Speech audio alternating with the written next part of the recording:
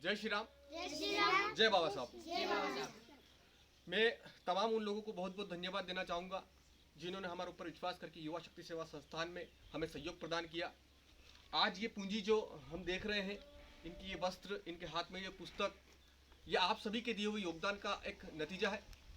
तमाम ऐसे आदिवासी और दलित बच्चे जो किसी अभाव में, किसी चीज़ की कमी की वजह से शिक्षा ग्रहण नहीं कर पा रहे थे, उन सब के लिए हम शिक्षा के मार्ग उपलब्ध करा पा रहे हैं।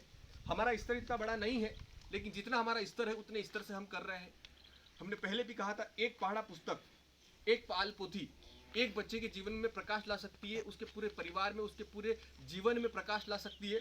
इसलिए इस पहाड़ा पुस्तक की आपके लिए शायद हो सकता है उतनी कीमत ना हो, लेकिन इन बच्चों के लिए, हमारे अभियान के लिए इसकी कीमत बहुत ज़्यादा है। इन बच्चों के लिए जो वस्त्र करवाए हैं, बहुत बहुत धन्यवाद उन महानुभावों का जिनकी वजह से ये काम हम कर पा रहे हैं। हमारा मकसद सिर्फ इतना है, ये बच्चे इतने परिपक्व हो जाए कि समाज में अपने नेता द्वारा फैलाए गए झूठ को पहचान सके और उस झूठ के खिलाफ लड़ सके, उस झूठ के खिलाफ आवाज़ उठा सके। इन बच्चों को आरक्षण और जातिवाद के नाम पे सिर्फ नफरत सिखाई जाती है, धर्मांतरण सिखाया जाता है। इन बच्चों को हम उस सारी चीज़ों से बचा रहे हैं।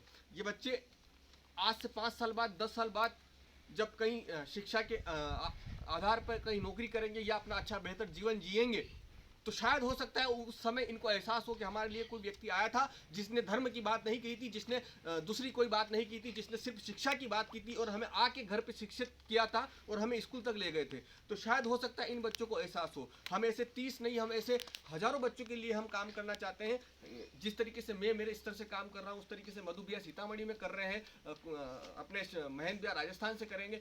बहुत सारे अपने अपने स्तर से अगर लोग 30-30 बच्चों का भी अगर जिम्मा उठाए तो हो सकता है कि उसमें बदलाव की एक स्थिति हो। और युवा शक्ति सेवा संस्थान सिर्फ शिक्षा के लिए उन आदिवासी और दलित बच्चों के बीच में जाती है और जितना हो सकता है उनको आत्मनिर्भर बनाने का गुण सिखाती है, वो किस तरीके से अपना जीवन बेहतर कर सके। शिक्षा का मतलब हमने इनको शुरुआत से यही सिखाया कि नौकरी पाना कतई नहीं होता है। शिक्षा का मतलब होता है अपने जीवन में अनुशासन लाना, अपने जीवन को बेहतर बनाना, और उसी राह पे हम चल रहे हैं। और आने वाले समय में हम बहुत जल्दी कुछ हजार एक बच्चों के साथ इस संकल्प को पूरा करेंगे। तो तैयार हैं आप सब शिक्षा के लिए? जोर से बोलिए, तैयार है? पढ़ेंगे अपन? रोज पढ़ेंगे? रोज कक्षा में आओगे? तो ठीक है। बहुत बहुत धन्यवाद सभी महानुभावों का पुनः एक बार और। जय श्री राम, जय बाबा साहब।